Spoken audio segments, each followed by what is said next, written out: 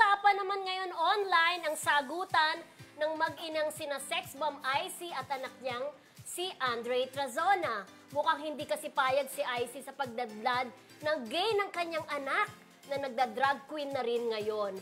Bahagi ng post ni Icy, sino ba naman ang magulang na gustong mapahamak ang anak when all your motive is to save them sa mga masakit na pwede nilang maranasan? I miss you, Dre. I love you, and that will never be changed. Sagot naman ni Andre, as much as I love you, I don't wanna live in a lie. I'm tired of this conversation about me being gay and doing drag.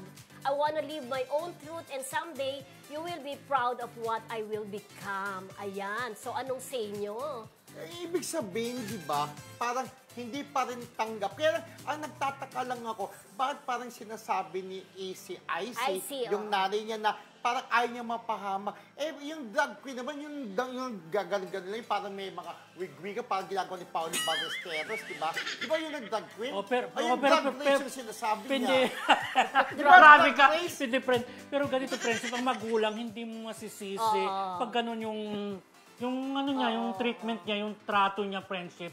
Kasi ang gusto lang naman niya, hindi mapahamak ang anak niya. Correct. Diba? Although, ano yung tanggap nila sa sarili nila, pero ayaw lang nila yung ginagawa tahasan. niya. Ayun. Parang I love you, pero hindi niya gusto yung ginagawa niya. Parang kasi merong iba na sabi, bakla ka na, bading girls ka na, binabakla mo pa yung sarili. Maganda yung simple ka lang. Pero hindi naman friendship, kasi yung ginagawa naman ng anak niya, si Dre, di ba? Si Sophia ngayon bilang drag queen, siya yung mga parang impersonator friendship di ba? Na masaya naman, nagpapasaya sa ibang tao, parang maraming naaliw sa kanya. Pero bilang magulang kasi, siyempre, minsan iba yung pagtanggap talaga, di ba, minsan? Correct. Iba yung pangarap mo sa anak mo. Baka ganon. Hindi rin natin pwedeng questionin si Icy kasi bilang magulang, meron din siyang nararamdaman na parang naano rin siya yung parang natatakot din siya sa mga magiging puna. Diba sa kanya? Pero sabi nga, etong sosyedad ngayon, tanggap na ang LGBTQ. Kita mo yung sagot naman nito ni Andre. Sabi niya, I'm tired of our conversation. Parang gusto kong magpakatotoo na, di ba? Ayoko na naglalay. Gusto ko nang magpakatotoo. Kagaya ng isang kaibigan natin na alaga niya na nagpakatotoo na, nag-post-post na sa social media account na bading girls siya. Alam mo na. Hindi ko na-get yan mamaya. Para mahinang yung katatapos yung nag-birthday na pinuntahan natin, di ba? Wala na sa kanya ngayon. Nagladlad. Oh my God! Wala na sa kanya. May kahalikan na pinost pa. Nahuli ako sa biyahe. My God! Di ba? Hindi ko kinaya. Nandito siya ng birthday mo, di ba? Nandun naman ikaw nung birthday niya. Parang ganon ang nangyari na hindi matanggap naman nung kanyang pero alam mo, manager. friendship, ganito lang yan. Isa lang dyan. Siyempre tayo naintindihan natin yan. Kung saan ka masaya, doon ka. Parang ganon. Pero diba? Icy, kumbaga kausapin mo pa rin ang mami mo, di ba? Pero si Icy pala, siya yung jowa ng yung gwapo si Alvin Aragon, kaya Icy Trazona Aragon. Oo. Yes, starstruck.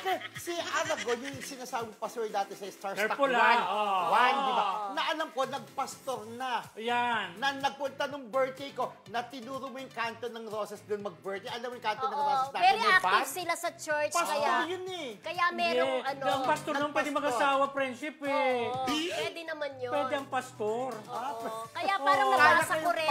Bawal. Nabasa ko rin doon sa post ni Icy, parang inilagay niya si Jesus sa buhay nila. Yung parang may ganun kasi siyang paniniwala. So parang ayaw niya na yung anak niya ganun. Mahusgahan siguro. Pero alam mo, parang ang ganda ng buhay naman ni Icy. Pag nakikita ko doon sa social media, parang maganda naging buhay nila ni Alvin, Pero may mga chismis doon na parang may mga challenges na pinagdaanan nung nag-uumpisa sila. Kaya at least yan okay na.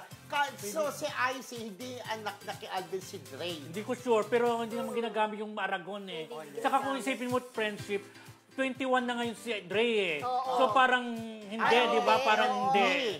At ibig sabihin, nung nasa sex bomb si Icy, may anak na, Oo, di ba? Kasi kung 21 siya, Oo. di ba? Eh, for example, maganda si Alvin. Gwapo. Si Andre. IC.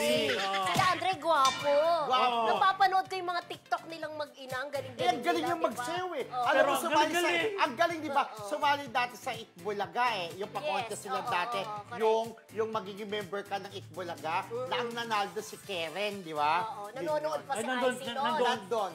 Si Dre Oo, nandoon? ando sumali Parang siya. Be the Next. Beat the next. Be the next, Beat oo. the next superstar. Magiging part ka ng Itbulaga. Andun pa nga yung nanay. Si Oo, IC. talaga? Pinagsayaw siya ng spaghetti pababa. Pero pababa, nakikita ko sa TikTok pababa. friendship, Sex Bomb Legacy, parang Ayun, ano oo. eh, di ba? Pero hindi siya nag-win dun eh. Ay, ganon? Hindi siya nag-win. Pero baka may ibang, ang Lord Ayan, naman niya, di ba? yan na plano? nga, pagda-drag queen. Oo. Pero okay siya, di ba? Maganda siya, oh. Pero parang mas gwapo siya sa akin pagka-guy siya. Yeah. O, di ba? Matatagap rin yan. Kaya lang yan sabi ko, born again. Saka walang masamang friendship. Wala Sinasabi ko naman. noon, baka mamaya siya ang magiging breadwinner balang araw Oo. or siya ang magiging mag-aalaga sa mga magulang niya balang araw. Iba kasi pagbading ang anak mo. Oh, Di ba? Correct. sabi Yun. nga, hindi sa pag-ano Oo. ang sabi nga, mas mapagmahal sa magulang ang mga budding girls Oo. sa mga tunay ng lalaki. Oo. Di ba? Oo. Proven, di ba? Kaya Dre, kung saan ka happy, Yan, doon ka. oh,